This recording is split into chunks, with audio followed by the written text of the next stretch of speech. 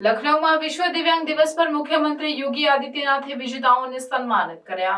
વિશ્વ દિવ્યાંગ દિવસના અવસરે મુખ્યમંત્રી યોગી આદિત્યનાથે લખનઉમાં યોજાયેલ એક ભવ્ય સમારોહમાં રાજ્ય સ્તરીય પુરસ્કારો વિતરણ કર્યા અને પ્રતિભાશાળી વિદ્યાર્થીઓને સન્માનિત કર્યા। આ કાર્યક્રમમાં દિવ્યાંગ વ્યક્તિઓની સિદ્ધિઓને ઉજાગર કરવામાં આવી અને તેમની સશક્તિકરણ માટે સરકારની પ્રતિબદ્ધતાને હાઇલાઇટ કરવામાં આવી। મુખ્યમંત્રીએ તેમના ભાષણમાં દિવ્યાંગ લોકોની પ્રતિભા અને યોગદાનને માન્યતા આપવાની મહત્વતા પર ભાર મૂક્યો। તેમણે જણાવ્યું, દિવ્યાંગ લોકોએ સાબિત કર્યું છે કે તેઓ કોઈથી ઓછા નથી।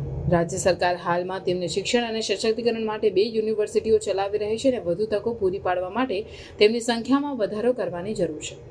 કાર્યક્રમ દરમિયાન 40 દિવ્યાંગ વ્યક્તિઓને સહાયક ઉપકરણો આપવામાં આવ્યા અને 324 વિદ્યાર્થીઓને ટેબ્લેટ આપવામાં આવ્યા। ઉપરાંત 2.53 લાખથી વધુ પછાત વર્ગના વિદ્યાર્થીઓના ખાતામાં સીધા 54.38 કરોડની સ્કોલરશિપ ટ્રાન્સફર કરવામાં આવી।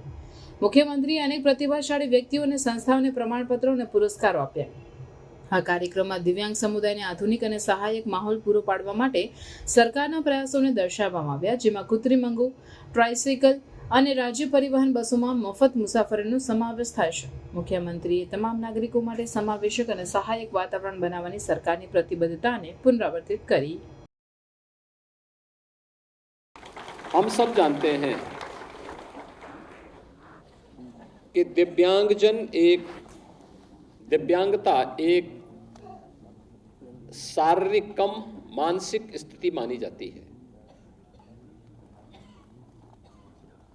और आदरणीय प्रधानमंत्री जी ने यह शब्द देकर के उनकी भावनाओं को सम्मान देकर के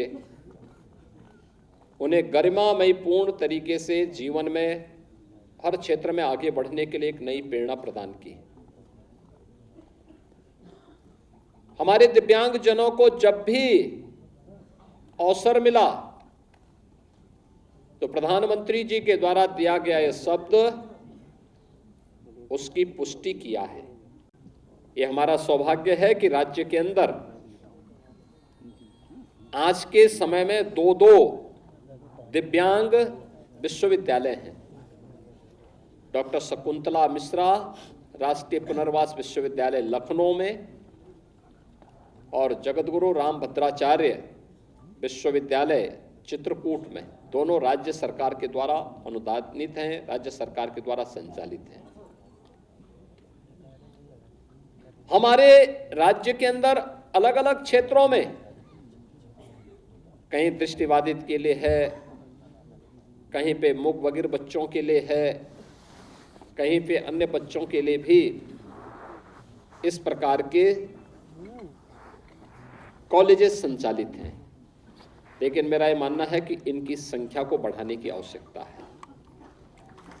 इनमें प्रशिक्षित शिक्षक हो, उन्हें अच्छा मानदेय मिले, अच्छी सुविधाएं मिले, इनके लिए अच्छा प्रशिक्षण हो, तकनीक से उन्हें कैसे भरपूर सक्षम बनाया जाए, इस पर और कार्य किए जाने की आवश्यकता है, जिससे हमारे दिव्यांगजनों की पूरी प्रतिभा का लाभ समाज भी ले सके, देश भी ले सके और दुनिया भी ले सके।